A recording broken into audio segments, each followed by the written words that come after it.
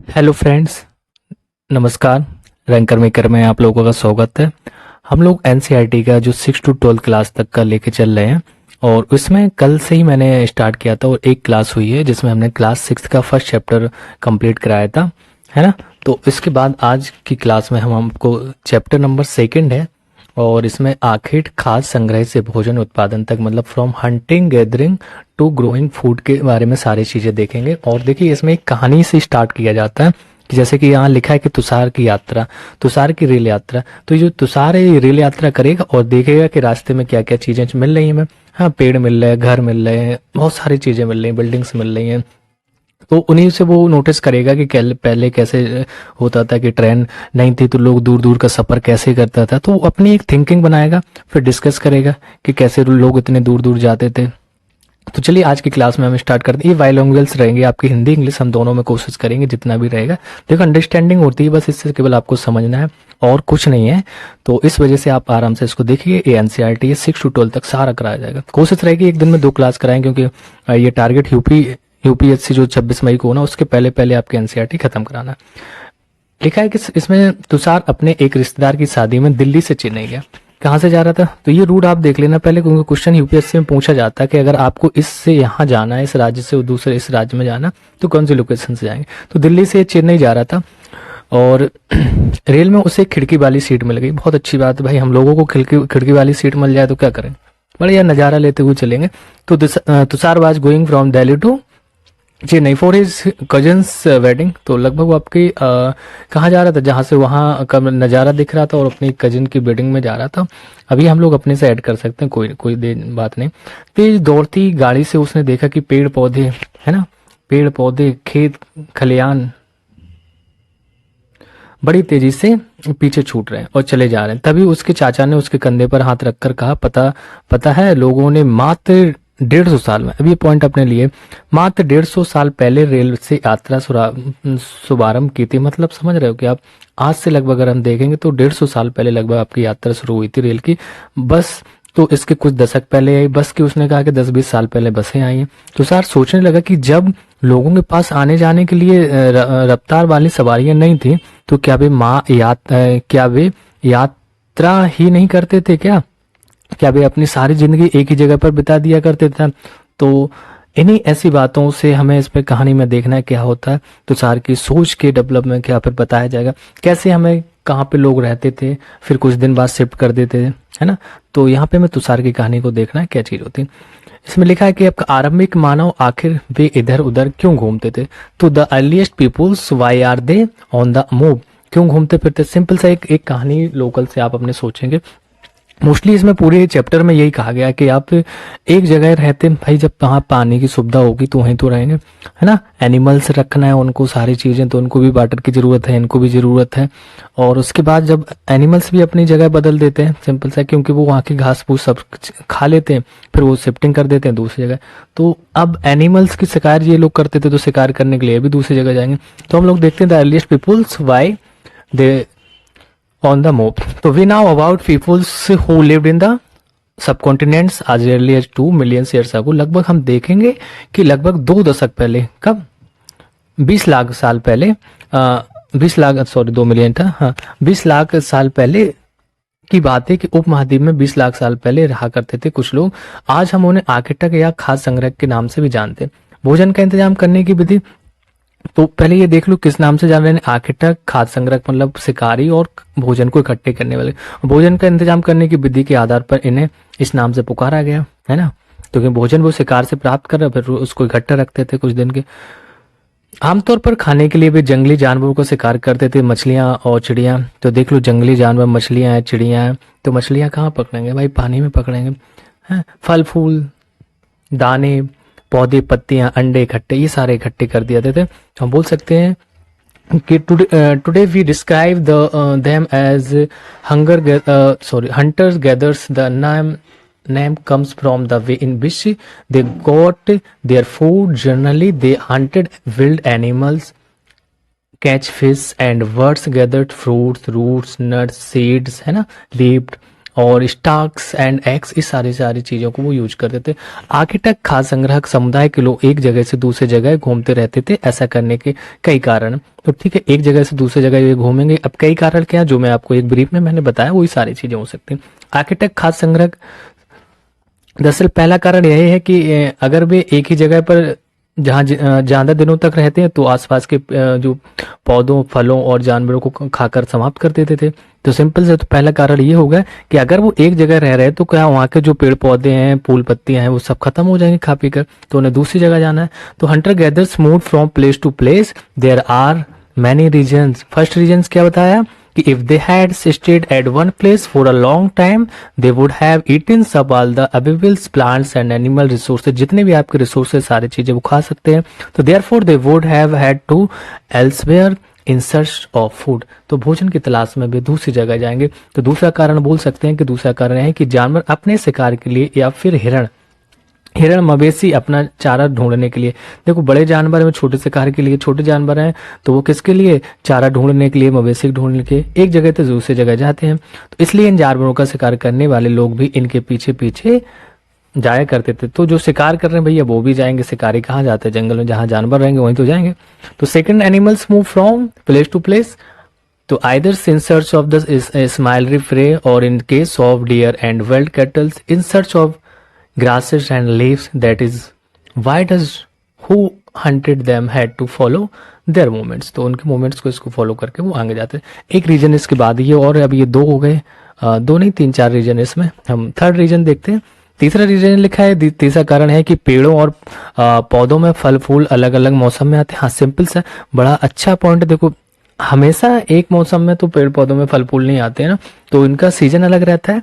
तो पेड़ हैं, पौधे हैं, इनमें फल फूल अलग अलग मौसम में आते हैं, इसलिए लोग इनकी तलाश में उपयुक्त मौसम के अनुसार, मतलब हम मौसम के सीजन के हिसाब से भी शिफ्ट कर देते। लोग के गर्मियों में इधर रहेंगे, सर्दियों में इधर रहेंगे।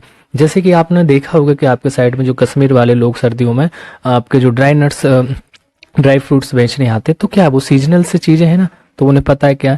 तो थर्ड रीजन क्या होगा, there plants and trees where fruits and different season, so peoples may have move from season to season in search of different kinds of plants. Okay, ऐसे डिफरेंट टाइप की चीजों को ढूंढने के लिए वो एक जगह से दूसरी जगह। मैं कोशिश देखो बेटर कर रहा हूँ कि आपको जितना भी बहुत इजी लैंग्वेज से समझा रहा हूँ, कुछ नहीं है इसको एनसीईआरटी को बस समझनी है। चौथा रीजन यहाँ पे लिखा, मैं हिंदी इसलिए सामने पहले पढ़ता हूँ क्योंकि हिंदी आपको सामने है और उसको अच्छे से आप समझना है, फोकस ऑन हिंदी पे। चौथा रीजन है, कारण है कि पानी के बिना किसी भी प्राणी या पेड़ पौधे का जीवित रहना संभव नहीं होता है। सिंपल हम लोग जान सकते हैं। और पानी के लिए हमें क्या चाहिए, उस टाइम पे जो सीजन पे आपके झीलें हो सकती हैं, झरने हो सकते हैं, नदियां भी हो सकती हैं। तो इन सबको जहां पे रहेंगी तो वहीं रुकेंगे। तो यदि भी कई नदियों और झीलों का पानी कभी नहीं सूखता, इनको हम जहां कभी नहीं सूखता है कुछ नदियों का पानी, या उनको हम सदाबहार नदियां कहते हैं।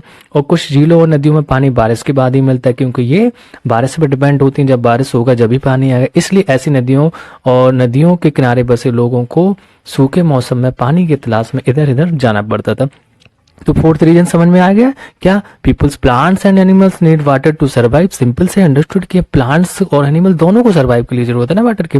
तो while many rivers and lakes are आपका perennials with water through the year, जिसमें लगभग आपका साल भर बारिश से पानी रहता है, वो other are seasonal peoples living on the banks would have had to go in search of water during the dry seasons winter and summer। जैसे विंटर आ गया, समर हो गया, ड्राई सीजन, भाई मौसम बारिश का तो एक ही टाइम आता है ना, जो बारिश के टाइम पर रहेंगे, फिर उन्हें शिफ्टिंग करनी पड़ती है। चलिए नेक्स्ट देखते हैं आगे क्या है।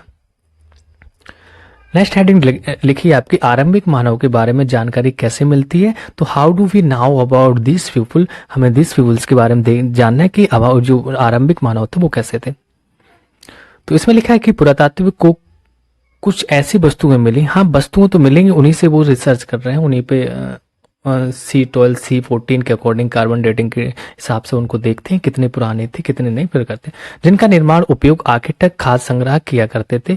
ये संभव है कि देखो आर्किटेक्ट खाद्य संग्रह वर्ड दो है, ये बार बार आ रहे हैं, आप लोगों को क्लियर होने चाहिए। आर्किटेक्ट मतलब शिकारी, खाद्य संग्रह मतलब जो इंसान वो शिकार करके उसको इकट्ठे करते थे खाने को।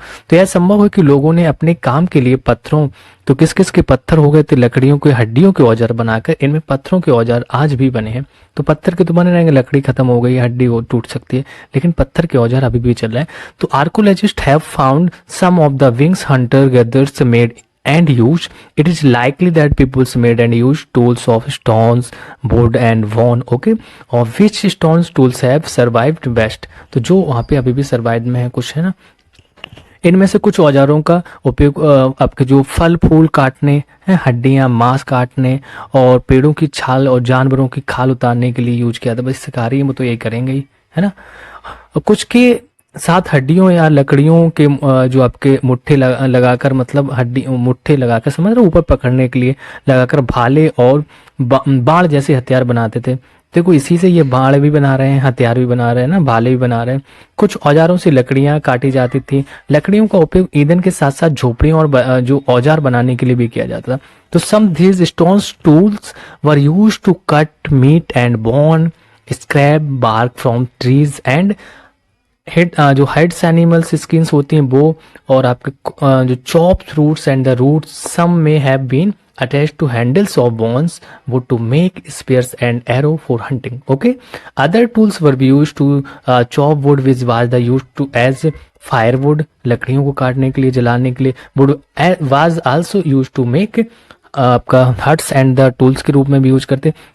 तो ये आपकी ये पिक्चर दिख रही है, आप देख सकते हैं इस टाइप के। देखो ये स्टोन, मतलब पत्थर को काट काट के एक साइड नुकीला, एक साइड आप मोटा बना सकते हैं, जिसको पकड़ने में ग्रिप अच्छी बनी, फिर इसी से वो कुछ भी कर सकते हैं। देखो इसको इससे धागे से वो सिल भी रहे पत्थर को, मतलब होल करके उसमें जो आपकी सिलाई की जाती है, वैसे समझ सकते हैं। कुछ पॉइंट लिखे हैं बगल में, देखते हैं। लिखा है कि पत्थर के औजारों का उपयोग बाएं इंसान के खाने योग्य जड़ों को खोदने के लिए किया जाता था और दाएं जानवरों की खाल से बने वस्त्रों को सिलने के लिए किया जाता। देखो दो साइड उस पत्थर का दोनों ही उन्होंने यूज बना दिया कि पत्थर के औजारों का उपयोग हम बाएं, ये पॉइंट अपने लिए है, ये ध्यान देखना, बाएं इंसान के खाने योग्य जड़ों को खोदने के लिए एक साइड से यूज कर रहे हैं और दायां जानवरों की खाल से बने वस्त्रों को सिलने के लिए गया।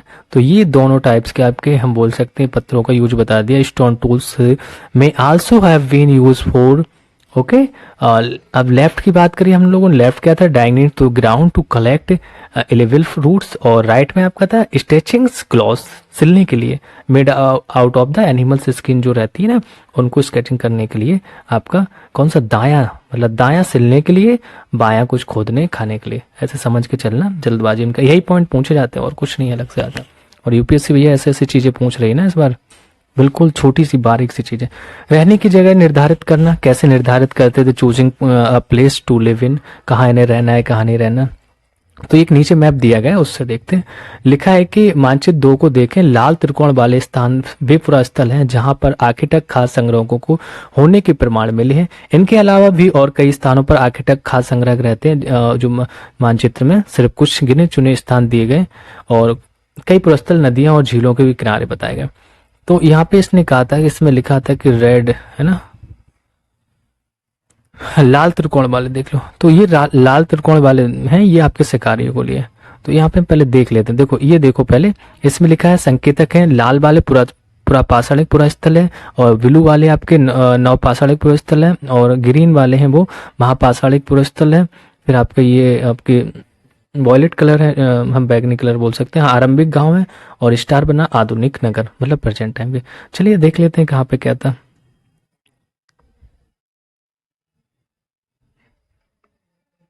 ठीक है, तो स्टार्टिंग से ऊपर से देखते हैं। तो बुर्ज होम आपने ब्लू वाला बताया थे, कौन सा था, न्यूलिथिक साइट से ना, मतलब आपका जो नवपाषाण काले पुरास्थल था। तो ये ऊपर वाला हो गया बुर्ज होम। ये मेहरगढ़ हो गया, ये आपके पुरातात्विक स्थल है। कोलिहड़ देखा होगा, महागढ़, ये सब उत्तर प्रदेश में पड़ते हैं, है ना। फिर आपका चिरौंद बिहार की जगह थी, यहाँ पे आप जाएंगे त्रिपुरा मिजोरम साइड में आपका ये आपका दाओ अजली हैंडिंग हो जाएगी। तो ये पहले हम ब्लू वाले देख लेते सारे। हल्लूर आपका महाराष्ट्र साइड में मिलेगा, फिर आपका ये तमिलनाडु में पेयम पल्ली मिलेगा। तो ये आपके सब नवपाषाणिक पुरास्तर है, मतलब बोल सकते हैं न्यूलिथिक साइट्स थी ये। ओके, अब नेक्स्ट देखते हैं हम, ऊपर से देखते हैं कौन सा, ये हो गया चलिए रेड वाला ही देख लेते हैं। रेड वाले में क्या है, पुरातात्विक पुरास्थल मतलब आपका जो हो जाएगा ये पैलेओलिथिक साइट्स हैं। तो रेड वाला ये भीमबेटका मध्य प्रदेश में है, देखा होगा आपने, एक ये हो गया। और जस्ट इसके बाद हुस्सी हो जाएगी महाराष्ट्र साइड में, फिर कुरनूल आपका आंध्र प्रदेश में हो जाएगा। तो ये तीन ही जगह थी यहाँ पे। नेक्स्ट दूसरा देखते हैं। दूसरे में लिखा है कि महापाषाणिक पुरास्थल मतलब हम मेगालिथिक साइट्स की बात करेंगे। तो मेगालिथिक साइट्स में आपको ग्रीन पॉइंट देखने हैं। तो ग्रीन पॉइंट कहाँ है, इधर तो नहीं है, नीचे ही है 2 पॉइंट आपके ग्रीन। कौन कौन से हैं आपके, ब्रह्मगिरी हो गया और आदि चनलूर हो गया। हाँ ऐसे नाम है भैया, मैं भी बोलने में हो रहता है। फिर आरंभिक गांव देखते हैं। तो जो आपका ये बना है ना तारे टाइप के, क्या बोल सकते हैं इसको, जो भी हो, ये इनाम गांव है लिखा है। तो महाराष्ट्र में ये भी, और कहीं नहीं है ना, एक ये हो गया, बस एक ही है। आधुनिक नगर की बात करेंगे तो बॉम्बे भैया बन गया। फिर यहाँ पे कोलकाता हो गया। तो ये आपके आधुनिक, बस वो केवल एक ओवरव्यू आपको दिखाने के लिए इसमें बताए गए। और बताया साइट में हमारा लक्षद्वीप है, अंडमान निकोबार, अरब सागर, बंगाल की खाड़ी, इससे कोई मतलब नहीं। तो समझ में आ गया, इसमें कुछ वो नहीं था कि हिंदी इंग्लिश से कोई मतलब नहीं था। क्योंकि पत्थर के उपकरण बहुत महत्वपूर्ण थे, इसलिए लोग ऐसी जगह ढूंढते रहते थे जहां अच्छे पत्थर मिल सके। ओके, क्योंकि as stone tools were important, तो people try to find place where good quality stone was easily available. ऐसी जगह ढूंढते थे जहां पे उनको आसानी से पत्थर मिल जाए। ठीक है। सेल चित्रकला, इनमें से हमें क्या पता चलता है, तो हमें देखना है कि रॉक जो पेंटिंग्स होती है, rock paintings and what they tell us, हमें क्या बताते हैं, क्या इनसे पता है। तो सिंपल सा दिख रहा है कि क्या दिख रहा है, ये पिक्चर से आप पिक्चराइजेशन कर सकते हैं, इमेजिन कर सकते हैं कि एक एनिमल से कोई भाग रहा है, पीछे से इसको कोई पकड़ रहा है। तो एक्सेल चित्र के बारे में आप बता सकते हैं क्या है। तो जिन गुफा से पकड़ रहा है ना, हाँ शिकार किया जा रहा है। तो जिन गुफाओं में लोग रहते थे उनमें से कुछ ही दीवारों पर चित्र मिले। इनमें कुछ सुंदर उदाहरण मध्य प्रदेश, दक्षिण उत्तर प्रदेश की गुफाओं से मिले। इनमें जंगली जानवरों का बड़ी कुशलता से सजीव चित्रण किया गया। देखो वहां पे उस टाइम पे बनाया गया है कि किस टाइप से ये दिखाया गया है। तो many of the caves in which these early peoples lived having painting on the walls, उन्होंने दीवार पे पेंटिंग जो बनाई थी। सम ऑफ बेस्ट एग्जांपल्स ये आपका आर फ्रॉम मध्य प्रदेश और उत्तर प्रदेश के जो साउथर्न पार्ट है वहां से मिला। तो this painting show wild animals drawn with great accuracy and skill, बहुत अच्छे से इसको बनाया गया, देख रहे हो ना। तो हम देख लेते हैं मध्य प्रदेश में किस जगह से क्या मिला था। तो यहाँ पे आपका भीमबेटका के बारे में लिखा है। तो भीमबेटका ये आधुनिक मध्य प्रदेश का, इस पुरास्थल पर गुफाएं और कंदराएं मिली थी। लोग इन गुफाओं में इसलिए रहते थे क्योंकि यहाँ उन्हें बारिश, धूप और हवाओं से राहत मिलती। सिंपल गुफाओं में इसलिए रहेंगे। तो धूप पड़ रही है तो धूप से भी इनको राहत मिल रही है, सर्दियों में सर्दियों से भी बचेंगे, और इस टाइम पे आपका जो बारिश हो रही है बारिश से भी। ठीक है। ये गुफाएं नर्मदा घाटी के पास थी। तो मोस्टली आपने कल की क्लास में देखा था नर्मदा घाटी के पास में लोग, इनका जो रहने का एरिया था। क्या तुम बता सकते हो कि रहने के लिए लोगों ने यह जगह क्यों चुनी थी? तो नर्मदा घाटी समझ रहे, मैंने बताया था ना कि वाटर बॉडीज तो वहां मिलेगी, है ना, पानी की चीजें अवेलेबल हो जाएंगी आराम से, और उसके साथ साथ जानवर वहां पे उनके रह सकते हैं। तो इस वजह से वो घाटी थी, एग्रीकल्चर थोड़ी डेवलप हो रही थी। ये आपकी स्टोन है, ये दिख रहे हैं, है ना, आर्किटेक्ट, खाद्य संग्रह, भोजन का उत्पादन। तो ये आपके कुछ पुरास्थल दिए गए, तो इसको देखते हैं। साइट दी गई इनकी क्या थी। तो पुरास्थल उस स्थान को कहते हैं जहां औजार, बर्तन और इमारतों जैसी वस्तुओं के अवशेष मिलते हैं। ऐसी वस्तुओं का निर्माण लोगों ने अपने काम के लिए किया था और बाद में उन्हें वहीं छोड़ दिया था। समझ में आ रहा है कि मतलब हम वो स्थल उन्हें कह रहे हैं जहां पर पुरास्थल की जो चीजें पाई गई थी और उन्होंने वहां पे यूज किया, उनको वहीं पे छोड़ के फिर चले गए। जैसे कुछ ना कुछ चीजें छूट ही जाती, बस कहीं पे आपको शिफ्टिंग करनी तो इंपॉर्टेंट चीज है, वो उसको महत्वपूर्ण चीजों को अपने लेके चल देंगे, बकाया वहीं छोड़ देंगे, है ना। तो बाद में उन्हें वहीं छोड़ दिया गया। ये जमीन के ऊपर अंदर कभी समुद्र और नदी के तल में भी पाए जाते हैं। तो इन पुरास्थलों के बारे में हम आपको अगले अध्याय में उन्होंने कहा कि बताएंगे क्या था। तो are places where there the remains of things, tools हो गए, पोर्ट्स हैं, बिल्डिंग्स हैं, वर फाउंड, जहां भी ये चीजें मिली हैं, there were made, use and left behind by peoples, this may be found on the surface of the earth. तो वेरिड अंडर द अर्थ और sometimes even under water. Okay, कहीं पृथ्वी पे भी मिलते हैं, कहीं आपको समुद्र के अंदर। तो you will be learn more about different sites in later अगले चैप्टर के लिए उन्होंने कहा है। तो हम लोग देखते हैं क्या है कि आग की खोज के बारे में देखते हैं। आग की खोज कब हुई थी? तो मानचित्र में कुरनूल गुफा कहाँ थी? तो आप देख लो एक बार कुरनूल गुफा,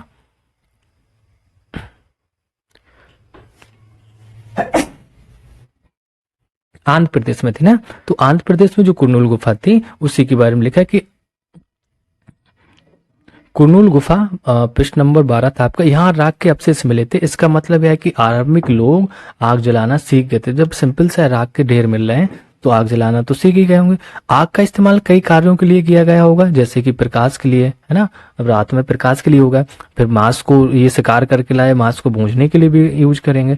खतरनाक जानवरों को दूर भगाने के लिए रात में देखा होगा, मूवियों में देखते हैं कि हु करके ना, तो जानवरों को दूर भगाना भी ले। तो फाइंड द कर्नूल्स केव्स, तो वहां से ये सारी चीजें मिली हैं। This suggest that the peoples were familiar with the use of fire, कि वो फैमिलियर थे, उसको जानते थे आग को। और could have been use for many things, बहुत सारे सोर्सेस के लिए उसको यूज भी करते होंगे। As a source of light too, है ना, टू रोस्ट मीट को पकाना, and to scratch away animals. तो what do we use fire for today, हम बता सकते हैं आज हम आग का प्रयोग किस लिए करते हैं। तो आपको बताना है किस लिए करते हैं, बहुत सारे रीजंस में करते हैं।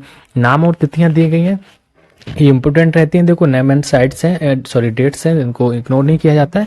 लिखा है कि, अच्छा और बड़ा कर लो, हम जिस काल के बारे में पढ़ रहे हैं पुरातत्वविदों ने उनके बड़े बड़े नाम रखे हैं। आरंभिक काल को वे पुरापाषाण काल कहते हैं। तो आरंभिक काल को इन्होंने पुरापाषाण, देखो सिंपल सा है, क्यों? क्योंकि जब वो काल स्टार्ट ही हो रहा तो पुरापाषाण काल तो पुराना होता ही जा रहा है। तो आरंभिक काल को हम पुरापाषाण काल कहते हैं। हम कह सकते हैं archaeologist have given lengthy names for the times that we are studying, they call the earliest periods of the Palaeolithic. Okay, तो उसको हम पुरापाषाण काल कहते हैं।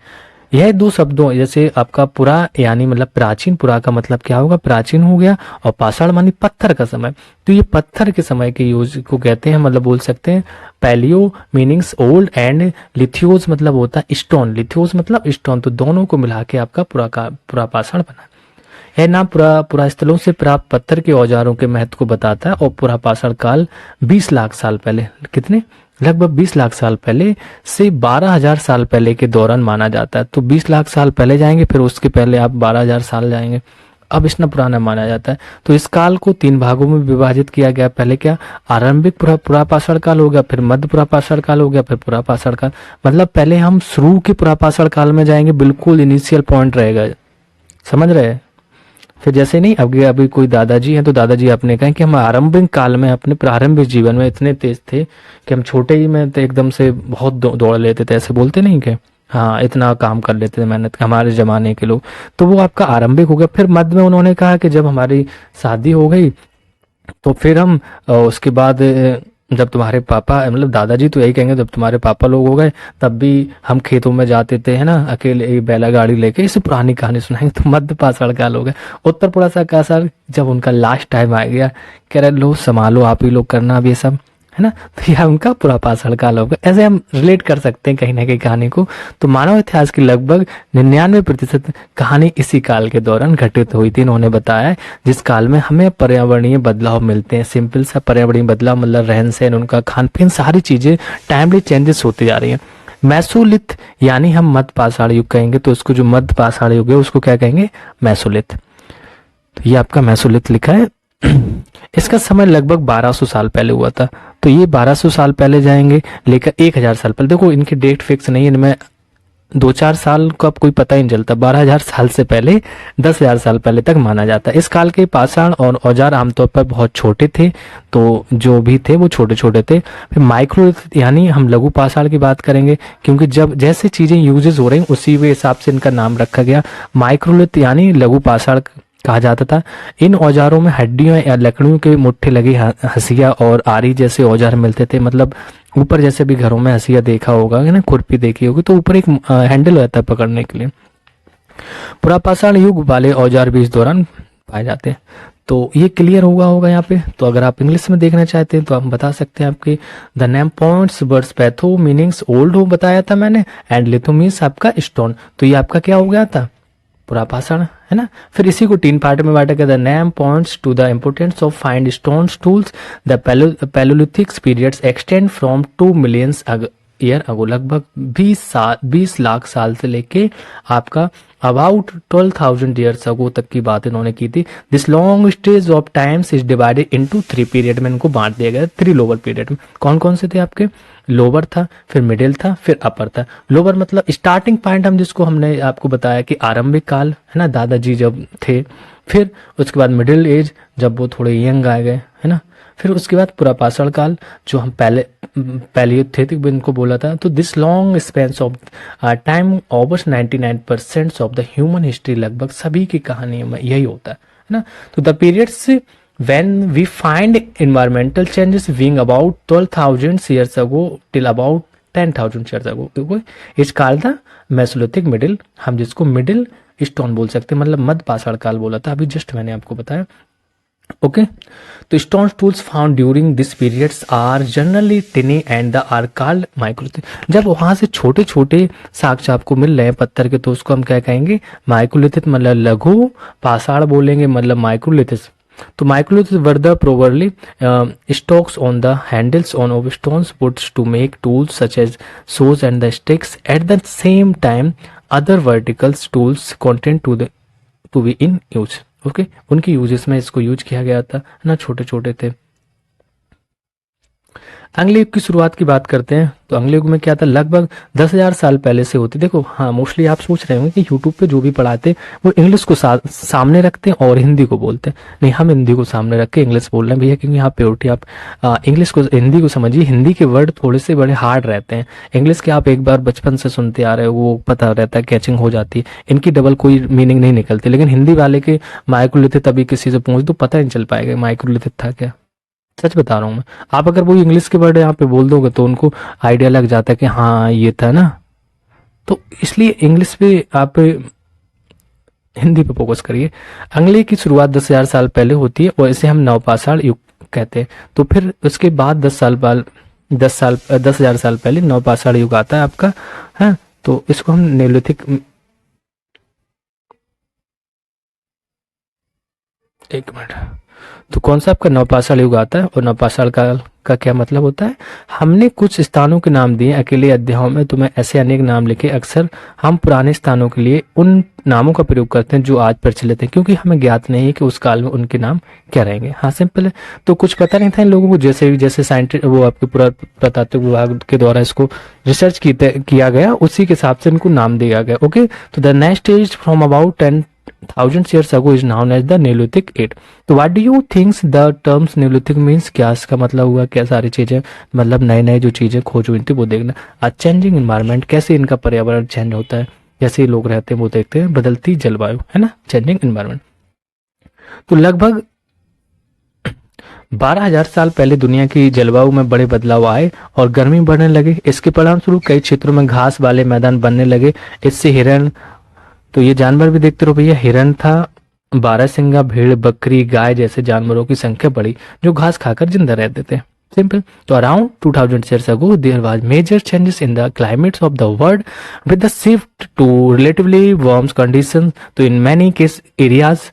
तो this led to the development of grassland. Okay, जब घासें डेवलप होंगी तो उसके लिए वो एक मूवी देखी ना आपने कि बोल के इसमें गधा कहाँ गया? भैया गधा कहाँ गया? बोले घास चर रहा है, घास चरने की। घास कहाँ गई? वो गधा चर गया। तो यही जब ग्रासलैंड आएगा this is turn led to an increase in the numbers of deer, है, डियर्स भी आएंगे, एंटीलोप्स आएंगे, गॉट्स आएंगे, सीप्स आएंगे एंड द कैटल। तो animals that survived on grass, जो वो एनिमल्स जो ग्रास पे डिपेंड रहते हैं, घास को खाते हैं, वो सब आएंगे। तो जो लोग इन जानवरों का शिकार करते थे भाई वो शिकार करने लगे, इनके पीछे आएंगे। तो those who hunted these animals now followed them, तो उनको फॉलो करेंगे वो। तो वे भी इनके पीछे आए और उनके खाने पीने की आदतों और प्रजनन के समय की जानकारी हासिल करने लगे। ओके, हो सकता है कि भी तब लोग इन जानवरों को पकड़कर अपनी जरूरत के अनुसार पालने की बात सोचने लगे हों। साथ ही इस काल में मछली भी भोजन का महत्वपूर्ण स्रोत बन गई थी। तो वो हम कह सकते हैं जो आपके पालतू जानवर रहेंगे उनको पाल सकते हैं, नो प्रॉब्लम, इससे कुछ नहीं है ना। तो it is likely that this help peoples to start thinking about herding and the rearing these animals themselves. Fishing also become important food. वहाँ पे फिशिंग तो इम्पोर्टेंट फूड हो गई थी, और इसको ये पालने के लिए मतलब हाइडिंग एंड द रियरिंग करने के लिए इसको शिकार भी कर सकते, पाल सकते हैं ना। तो क्योंकि धीरे धीरे इन्हीं एनिमल्स को क्या करेंगे, ये आगे अभी आप पढ़ेंगे, तो फिर उनको एग्रीकल्चर में वो कन्वर्ट करेंगे, उनसे हेल्प लेंगे, है ना। गाड़ी बनाएंगे कुछ सामान को इधर उधर ढोने के लिए। खेती और पशुपालन की शुरुआत कैसे होती है? The beginnings of farming and herding. तो ठीक है, हमें दोनों चीजों को देखना है, कैसे आपका खेती हुई, पशुपालन क्या हुआ। खेती होगी सिंपल सा, पशुपालन हो गया, क्योंकि विदाउट पशु के हम बोल नहीं सकते, एनिमल्स के बिना कुछ हो ही नहीं सकता उसमें ना। तो हमें देखना है कि beginning of farming and the hurting. इस दौरान महाद्वीप के विभिन्न, देखिए मैं अंडरलाइन करूं या न करूं आपको सामने दिख रहा है, रीडिंग पोर्शन है, कुछ जरूरत नहीं। तो इस दौरान महाद्वीप के भिन्न भिन्न इलाकों में गेहूं था, हाँ ये वर्ड हम आपको करते रहे, गेहूं, जौ और धान, ये 3 वर्ड आए। गेहूं हो गया था, जौ, धान, ओके। जैसे अनाज प्राकृतिक रूप से उगने लगे, आप समझ रहे हैं, ये नेचुरल प्रोसेस है इसका। अब कोई कहे कि कहाँ से आए, तो नहीं भैया ये नेचुरल है, अपने से हो गए। शायद महिलाओं, पुरुषों और बच्चों ने इन अनाजों को भोजन के लिए बटोरना शुरू कर दिया। भगवान की देन है भैया, अच्छी बात ही हो गया था। जब लोग इसको गैदरिंग करने लगे, बटोरने लगे, साथ ही वे यह भी सीखने लगे कि आज अनाज कहाँ उगते थे और कब पककर तैयार होते थे। तो ऐसा करते करते लोगों ने इन अनाजों को खुद पैदा करना सीख लिया। ऐसे सीख लिया होगा ना, तो इस प्रकार धीरे धीरे वे कृषक बन गए। ये थोड़ा सा एक पॉइंट है, सोचने वाला कुछ नहीं, अच्छी बात है। देखो, this was also time when several grains bearing grasses including wheat, barley and rice, okay, तीन ही थे, व्हीट था, वर्ली था, राइस था, grow naturally in different parts of the subcontinent. जितने भी महाद्वीप थे और उपमहाद्वीप थे उनपे उगने लगे। मैन, वुमेन और चिल्ड्रन ने क्या किया, probably collected this grains as food, okay, as food के फॉर्म में इसको कलेक्ट करने लगे। And land where they grow and when they ripens, तो this may have led them to think about growing plants on their own. तो उन्होंने पता क्या चला कि कैसे यहाँ पे ये डेवलप होते हैं। This way peoples become farmers, ऐसे ही वो फार्मर बने होंगे ना, उन्हें लगा होगा। अब मैं ये नहीं कह सकता कि ठीक है वो बीट्स खा रहे, तो उस समय अगर वो और कुछ खाना शुरू करते तो आज के भी ह्यूमंस वही शुरू फॉलो करते, है ना, जो खाते चले आए। और क्या, हाँ, तो ये मोस्टली ये जीन्स होते हैं ना, इफेक्ट घर में फैमिली में कौन क्या खा रहा है उसका इफेक्ट पड़ता है। तो हमारे पूर्वज थे, अगर और कुछ खाते तो हम लोग नहीं खाते क्या? अभी भी है, मांस खाते थे, लेकिन फिर इन्वायरमेंट तो रहता है ना कि बच्चा कैसे घर में पैदा हुआ, उसके बाद उसने देख रहा है कि कहीं कोई नहीं खाता, मम्मी पापा सब नॉन वेजिटेरियन है, नॉन वेज नहीं खाते हैं, जो वेज खाते हैं, नॉन वेज खाते हैं, तो उनके बच्चे वेज ही फॉलो करने लगते हैं। उनको बचपन से मुंह में डाल दिया जाता है, अरे भैया वो भी जानवर है, एनिमल्स है, क्यों काट रहे हो, खा रहे हो। वेज में बहुत सारे ऑप्शन है, आप खा सकते हैं। छोड़िए वो पुराने लोग थे, उनके पास नहीं थे। तो इसी तरह लोगों ने अपने घरों के आसपास चारा रखकर जानवरों को आकर्षित कर रहे हैं, उन्हें पालतू बनाया। सिंपल सा, अभी भी हम छत पे डाल लेंगे दाने तो चिड़िया आ जाते हैं ना।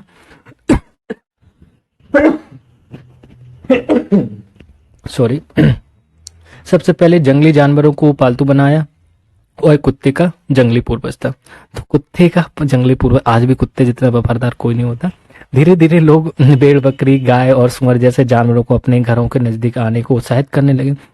अब देखो, भेड़ को कर रहे हैं, बकरी को भी कर रहे हैं, तो ये पालतू बनेंगे ना, गाय, सुअर, यही तो जानवर हमारे पालतू बने हैं। ऐसे जानवर झुंड में रहते थे और ज्यादातर घास खाते थे। अक्सर लोग अन्य जंगली जानवरों के आक्रमण से इनकी सुरक्षा किया करते थे, और इस तरह धीरे धीरे पशुपालक बन गए।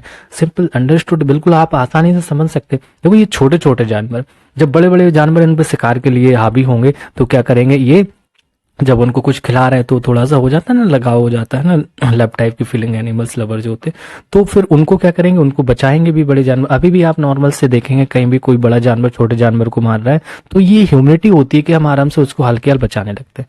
तो ऐसे इन्होंने भी किया। तो peoples also attract and them tame animals by living food for them near the shelters, अपने आवास के आस पास डालने लगे थे।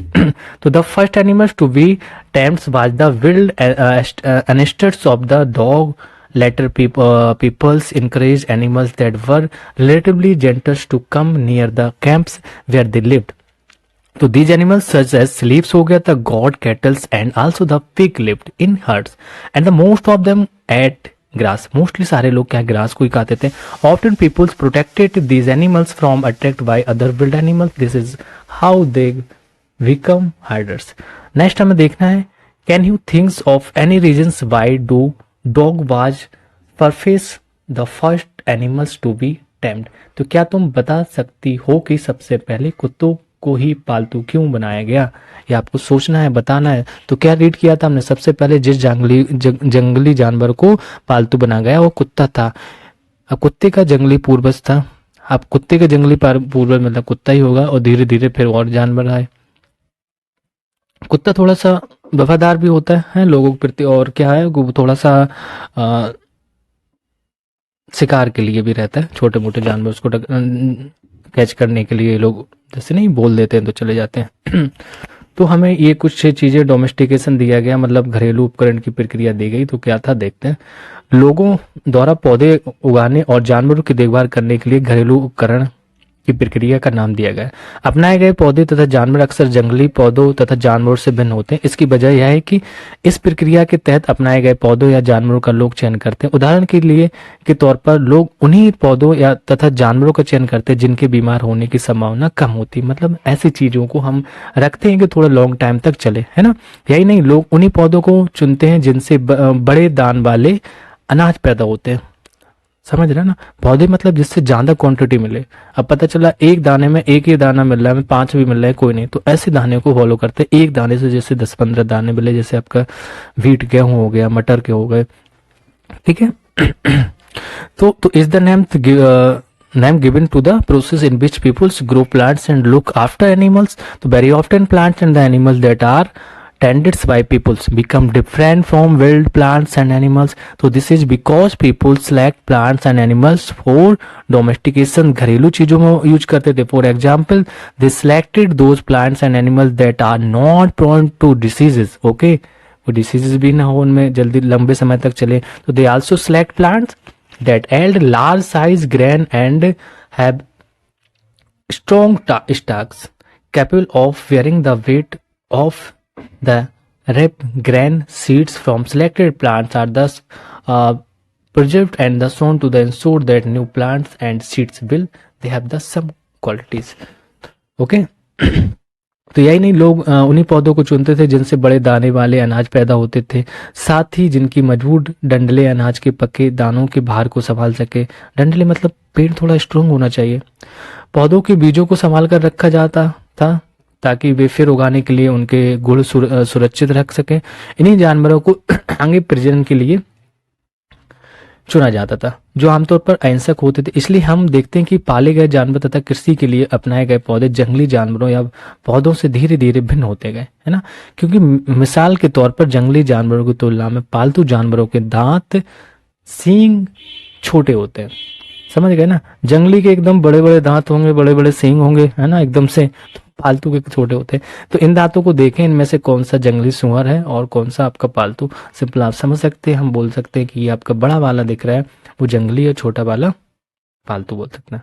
अनाज के उपयोग के बारे में देखना है, एक नवीन जीव की जो जीवन शैली है उसके बारे में हम देखना है। न्यू वे ऑफ लाइफ क्या थी, तो अनाज के उपयोग आ गए हैं, बीज के ऊपर आ गए, बीज के रूप में, है ना, खाद के रूप में भी आए, उपहार के रूप में भी इनको देने जाने लगा।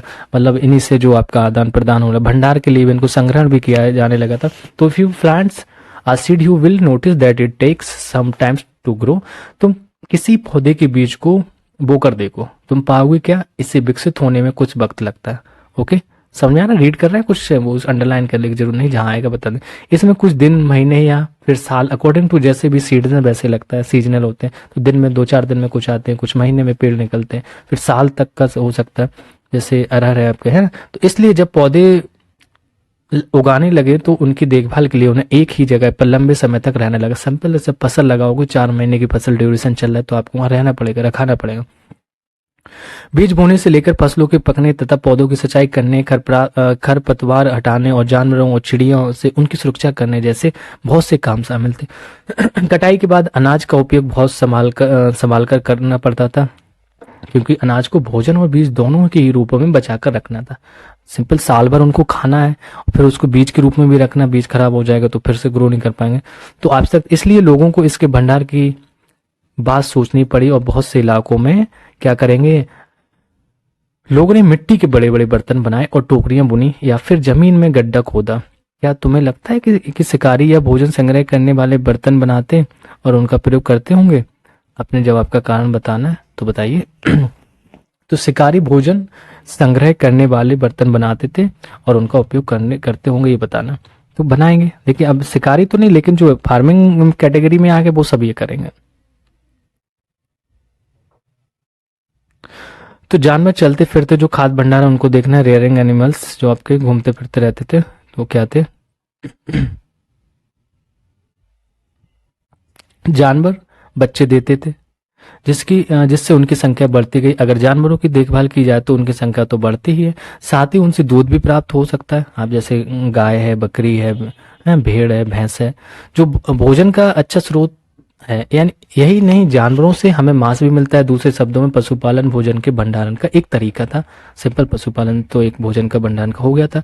भोजन के अतिरिक्त जानवरों से और क्या क्या मिल सकता है? आज जानवरों का उपयोग किस लिए होता है ये आपको प्रेजेंट टाइम से बताना है कि hunter gathering would have made and use sports gifts.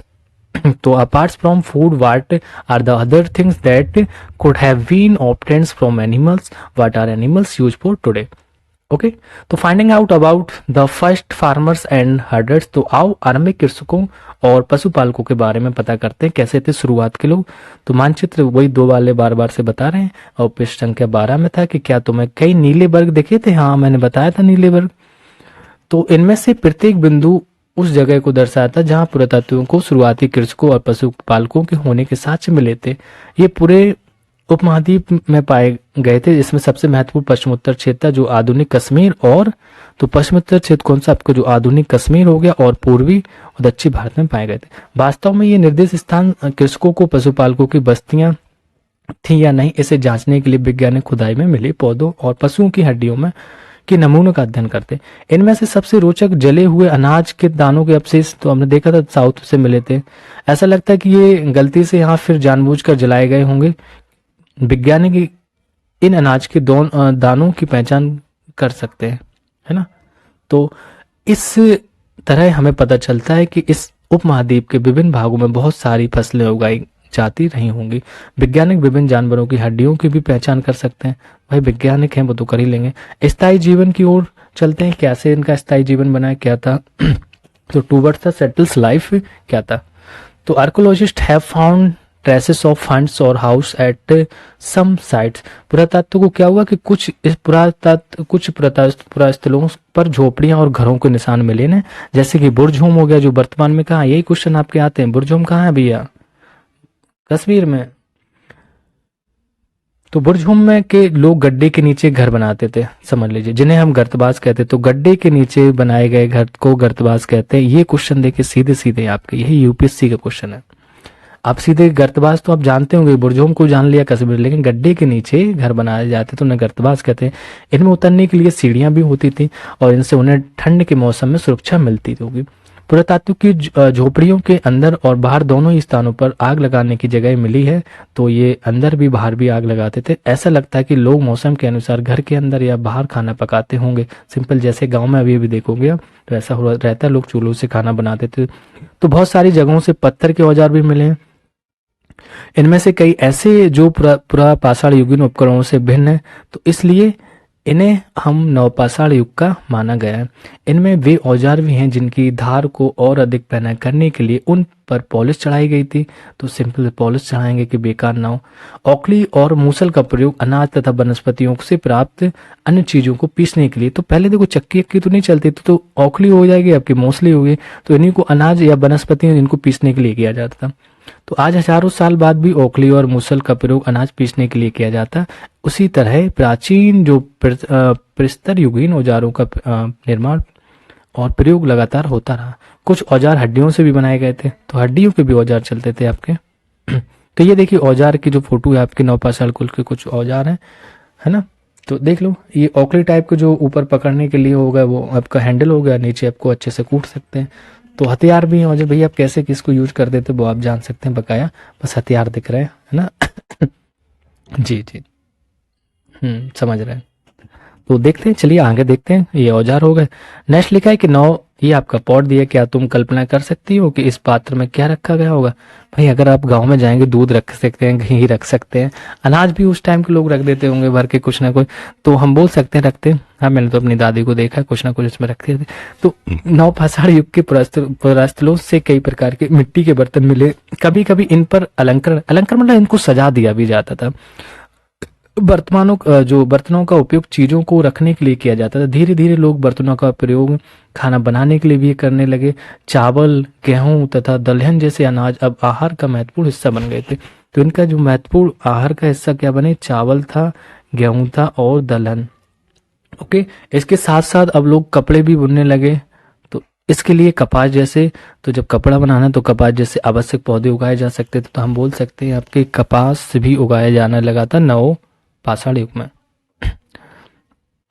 Okay, तो क्या ये परिवर्तन हर जगह एक साथ ही आ गए थे होंगे? नहीं, ऐसा नहीं हो सकता, धीरे धीरे आ रहे थे। ऐसी बात नहीं है कि एक तरफ जहां कई जगहों पर स्त्री पुरुष शिकार और भोजन संग्रह करने का काम करते रहे थे और अन्य लोगों ने हजारों सालों के जो दरमियान धीरे धीरे, है ना, एकदम चीजें नहीं आती, धीरे धीरे खेती और पशुपालन को अपना लिया। तो बहुत जगह लोग मौसम के मुताबिक बदल बदल कर अपनी जीविका चलाया करते थे। इसलिए परिवर्तन है एक साथ नहीं बोल सकते, क्योंकि आज की भी डेट में आप देखेंगे कुछ जनजातियां जंगलों में रहती है, तो परिवर्तन आ तो वो भी चेंज होते हैं ना धीरे धीरे। कहीं कहीं चीजें सीखी जा रही हैं, कहीं बाद में आ रही हैं। तो बताया कि कहीं महिलाएं काम कर रही थी, कहीं अभी चेंजेस हो रहे थे। तो सूक्ष्म निरीक्षण, मेहरगढ़ में जीवन मृत्यु हमें देखना कैसे क्या था।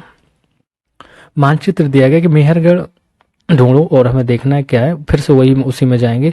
तो आप एक बार से मेहरगढ़ का मैं बताया था आपको कहाँ पे था, फिर से एक बार देख लेंगे। जब मैप आएगा तो आपको देखना है। ये वर्तमान में पाकिस्तान में चला गया, ठीक है, पाकिस्तान अफगानिस्तान के हम बोल सकते हैं, लेकिन पाकिस्तान में चला गया।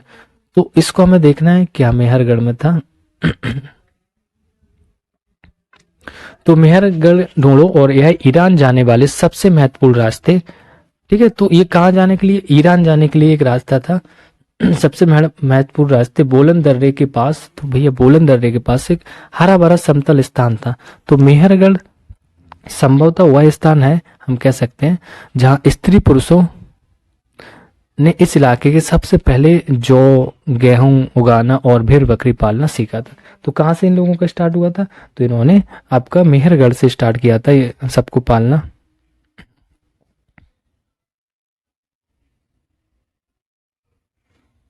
ठीक है, तो कहां से? जो था, गेहूं था, भेड़ बकरी था, तो ये सब सारी चीजें इन्होंने मेहरगढ़ से शुरू किया था।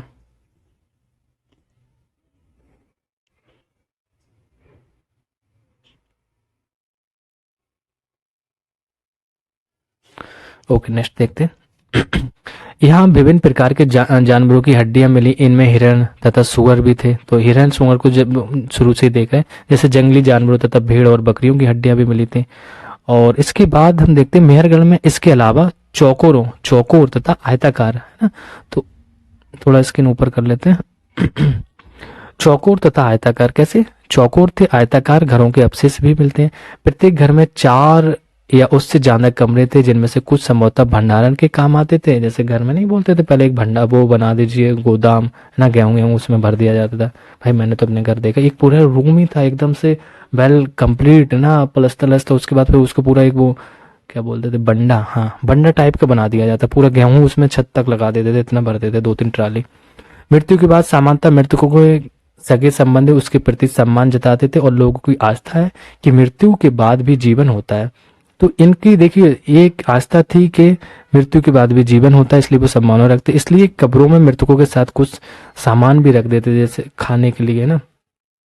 तो मेहरगढ़ से ये सारी चीजें पता चली हम लोगों को। तो ये लिखा है कि मेहरगढ़ के घर का चित्र है कि मेहरगढ़, देख लेते भैया कैसा चित्र है, ये वाला दिख रहा है। तो मेहरगढ़ के घर शायद ऐसे दिखते हो। तुम जिस पर घर में रहते हो उसके साथ इस घर की क्या समानता है, बता सकते हो? देखिए रेक्टेंगल हो सकता है, ऐसा हो सकता है, वो नहीं है स्क्वायर के शेप में हो सकता है, बट क्या रूम, अब इसमें बड़े बड़े 4 रूम बना दिए। आज के मॉडर्न जमाने में क्या आ गया, अब किचन बना दिए, लेटरिन बाथरूम बना दिए, है ना, और 2 छत 2 मंजिल की बिल्डिंग बना दी, कुछ भी है, लॉबी निकाल दिए, बहुत सारी चीजें होती हैं। तो मैं ऐसी कई कब्रें मिली हैं। एक कब्र में एक मृतक के साथ एक बकरी को भी दफनाया गया था। संभवतः इसे परलोक में मृतक मृतक के खाने के लिए रखा गया था। बताइए, एक जिंदा बकरी तुमने रख दी उसमें कि वो जाके वहां खाएंगे। भैया आदमी यहाँ देखिए क्या मतलब। ठीक है चलिए, लोगों की सोच होती। तो ऐसे इनके साक्ष्य मिले थे। तो मेहरगढ़ की कब्र का चित्र, क्या तुम बकरी के कंकाल को पहचान सकते हो? बताइए भैया, ये आदमी हो गया। आई थिंक ये वाला आदमी है। कौन सा है ये तो आदमी हो गया। बकरी कौन सी होगी? ये बकरी होगी ना, यही होगी। तो बकरी को भी इन्होंने साथ में रख दिया। चलिए आगे देखते हैं। कल्पना करना उपयोगी शब्द इसमें कौन कौन से आए? तो आखेटक, खाद्य संग्रह का आया, पुरस्थल आए, उद्योग स्थल, आवासीय स्थल, पुरापाषाण, मध्यपाषाण, लघुपाषाण, कृषक, पशुपालन और नवपाषाण युग की कब्र, ये सब वर्ड आए थे। तुम आज से 12,000 साल पहले पत्थर की एक गुफा में रहते हो। तो ये प्रश्न नंबर 13 पर देखो, तुम्हारे मामा गुफा की एक भीतरी दीवार पर चित्र बना रहे हैं। तो जो चित्र आया था है ना याद, हाँ। और तुम भी उनकी सहायता करना चाहते हो तो तुम रंग बनाओगे और रेखाएं खींचोगे या फिर उनमें रंग भरोगे। बताइए क्या करोगे? मामा तुम्हें कौन सी कहानियां सुनाएंगे बताओ। ठीक है, सुन लेना मामा से कहानियां। तो हम देखते हैं अपने आंसर क्वेश्चंस के क्या है। इन वाक्यों को पूरा करना लिखा है। क्या लिखा था? आर्किटेक्ट खास संग्रह गुफाओं में इसलिए रहते थे क्योंकि hunter gatherers choose to live in caves and rock shelters because they provide shelter from the rain, है ना, क्योंकि उनको शेल्टर्स मिलते from the rain, heat and wind. अभी जस्ट ऊपर हम लोगों ने रीड किया ना, किससे बचने के लिए आवाज था उनका, ये रेन से बचने, बारिश से, गर्मी से और सर्दियों से, हवाओं से बचने के लिए। ओके, घास वाले मैदानों का विकास कैसे हुआ था? तो घास वाले मैदानों का विकास आपको बताना। तो ये कितने साल पहले? लगभग 12,000 साल पहले हुआ था। हम लोगों ने देखा था कि वहां पे फिर धीरे धीरे बकरी है, गाय, जंगली सुअर, ये सब आने लगे थे। नेक्स्ट क्वेश्चन नंबर 3 देखते हैं। पुरातात्विक नहीं, दूसरा वाला में क्या लगा? खेती करने वाले लोग एक ही स्थान पर लंबे समय तक क्यों रहते थे? भाई क्यों रहेंगे? क्योंकि उनको वो खेती की देखभाल ही करने के लिए रहते थे ना। क्योंकि अगर वो छोड़ के चले जाएंगे, कोई भी फसल है 2-4 महीने में ही कंप्लीट होती है, तो उस तक वो रहते थे, नहीं जंगली जानवर खा जाएंगे। खेती करने वाले लोग एक ही स्थान पर हो गया। पुरातात्विक ऐसा क्यों मानते हैं कि मेहरगढ़ के लोग पहले केवल शिकारी थे और बाद में उनके लिए पशुपालन ज्यादा महत्वपूर्ण हो गया? तो ये आपको बताना। धीरे धीरे चेंजेस सबके अंदर आए कि हाँ, मानते होंगे, क्योंकि दरअसल क्या है, एकदम से चेंजेस नहीं आते, धीरे धीरे वहां पे भी चेंजेस आए थे। तो हम बोल सकते हैं आर्किटेक्ट के बारे में कुछ महत्वपूर्ण तिथियां दी गई। महत्वपूर्ण युग है 12,000 से लेकर 10,000 साल पहले मध्यपाषाण युग था। बसने की प्रक्रिया का आरंभ लगभग 12,000 साल पहले हुआ। नवपाषाण युग में ये 10,000 साल पहले हुआ था। मेहरगढ़ में बस्ती का आरंभ हुआ लगभग 8,000 साल पहले। तो ये सारी चीजें आपके इसमें थी। और ये 2-3 क्वेश्चन रह गए। आर्किटेक्ट खास संग्रह एक स्थान से दूसरे स्थान पर क्यों घूमते रहते थे? उनकी यात्रा और आज की हमारी यात्रा के कारण हमें क्या समानता मिली? तो जैसे हमने देखा था ना, आज की यात्रा देख लो और उनकी पुरानी यात्रा, मतलब नाउ डेज वी यूज नीव्स ना, पिलर्स फॉर द कटिंग। हम लोग बोल सकते हैं, मतलब मोस्टली सारी चीज़ों को, सॉरी एक मिनट। आर्किटेक्ट खास संग्रह एक स्थान से दूसरे स्थान पर क्यों घूमते थे? क्यों घूमेंगे भाई? उन्हें शिकार के लिए। पहले क्या था कि वो एक जगह रह रहे हैं, फसल लगी है वहाँ पे, एनिमल्स ने क्या किया, वहाँ के घास फूस को खा लिया, फूल पत्तियों पर दूसरी जगह शिफ्ट हो गई, और ये लोग उनके शिकार करने के लिए उनके पीछे पीछे जाएंगे। तो इस टाइप से था।